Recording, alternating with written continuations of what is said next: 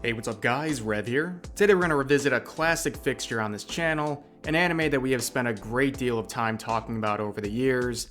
That anime is of course, High Guardian Spice, the Crunchyroll in-house project that finally aired late last year. And if we're being honest, most of the discussion had to do with negative things about that show. Whether it was the very questionable staff hired for its production, the obnoxious virtue signaling made by its producers, the 2+ year delay on its release, or just the poor quality of the show itself, there was a lot to take in about High Guardian Spice. And we even spent time on this channel reviewing a few episodes.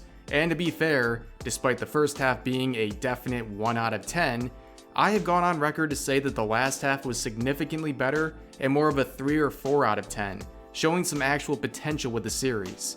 But after the anime wrapped up and people went through all the episodes, there really hasn't been much of a response from the team behind it since then.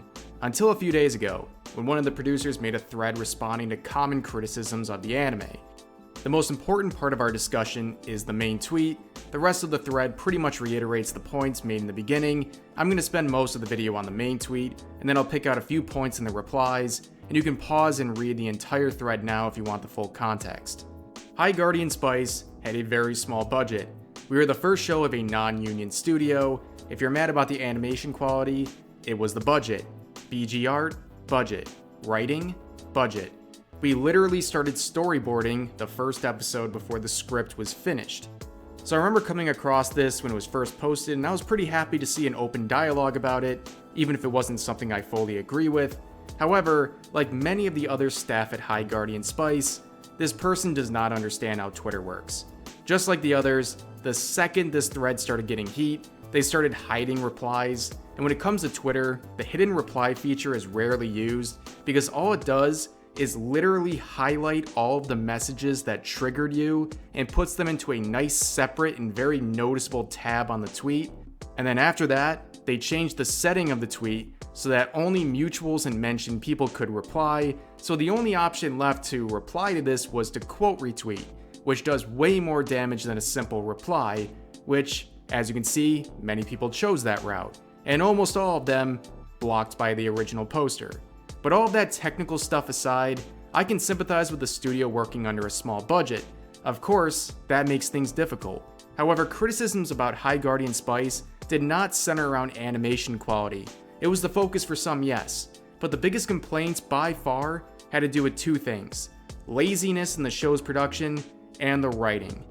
The first part is a lot quicker to tackle. I mean, they put stock images in their backgrounds, and they were too lazy to even crop out the watermarks in some cases. I don't care how low the budget is, there's no excuse for that.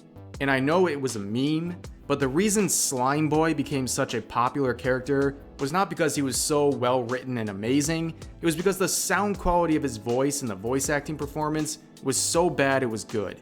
I mean, it literally sounded like his voice was recorded through an Xbox Live headset sitting across the room from the actor. I mean, don't tell me it's a budget-related thing. I've been using the same $100 Blue Yeti microphone for almost 3 years now, and my sound quality looks like it's on a Hollywood budget compared to them. And yes, that's a Blue Yeti plug. Give me another mic, boys, and I'll shill for you forever. Someone contact them immediately. But anyways, the biggest problem with this first tweet is the excuses for the writing, because that was undoubtedly the biggest criticism of the show. The story, the characters, the dialogue, the pacing and flow of the series, that's what made this such a mess. And trust me when I say, I get it. I'm not in the business, I will never claim that I am, but some of this boils down to common sense and experience. I certainly understand that a bigger budget does mean more resources for the writers, mainly just more time to work on it and polish it. I will go out on a limb here and assume that the show really did have a low budget, but my common sense tells me that a bigger budget was not going to save High Guardian Spice from the criticisms about the writing. I mean, this borderlines on the artist blaming the brush. For a many times quoted passion project, I would expect the writers to be able to use their skills and imagination to make a better quality product. There are ample amounts of shows out there that have achieved success on a low budget because the writing was that good. I mean, no offense, I know writers working on a Patreon budget that can make magic. I can understand a small budget preventing proper animation, especially if you probably bit off more than you can chew with an ambitious project, but writing seems like the one resource that you have the most control over. But continuing on in this thread, there's a few more points I would like to make.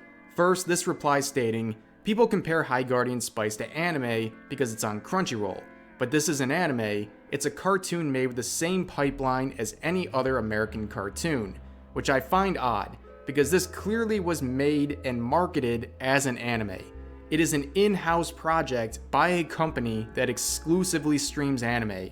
That's like a bagel shop selling a circular-shaped piece of bread and being confused when the customers think those are bagels too. And comparing the budget constraints to American cartoons from Cartoon Network just shows the importance of writing. There are plenty of cartoons with low-quality animation that have succeeded off the backs of their writing staff.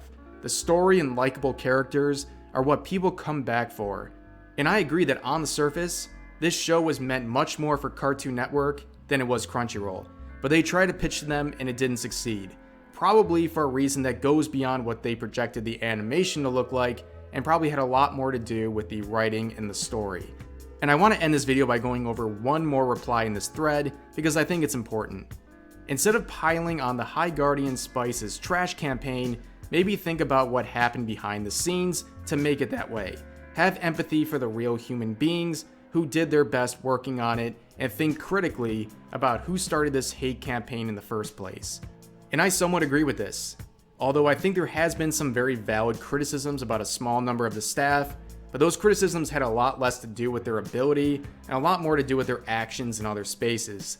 I think what happened with High Guardian Spice is that there was a very inexperienced team behind it, which does not mean bad, by the way, but it seems like they took off more than they could handle with this project that has been somewhat under heat from the start due to bad advertising and publicity choices by Crunchyroll that made people angry about the show before it was even in any sort of serious production.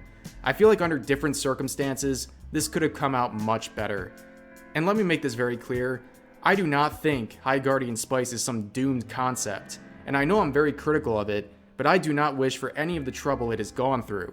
I'm being 100% genuine when I say, I truly hope High Guardian Spice gets a second season, and with that second chance, they make the show better and end up with something they can be proud of. I will be the first person to congratulate them if they do this. I still think the show has potential, and with better direction and less noise infiltrating their space, it's possible. The thing I'm disappointed about is the lack of ownership. You can mention the budget constraints and the problems caused by it, but also admit that the project did not deliver the way you had hoped, and that if you were given a second chance, you will learn from the experience and improve upon the past. That would have felt much better to hear. But ladies and gentlemen, that will conclude this video. I appreciate you taking the time to grind through this with me. Subscribe for more daily videos, and yeah, I'll see you guys next time.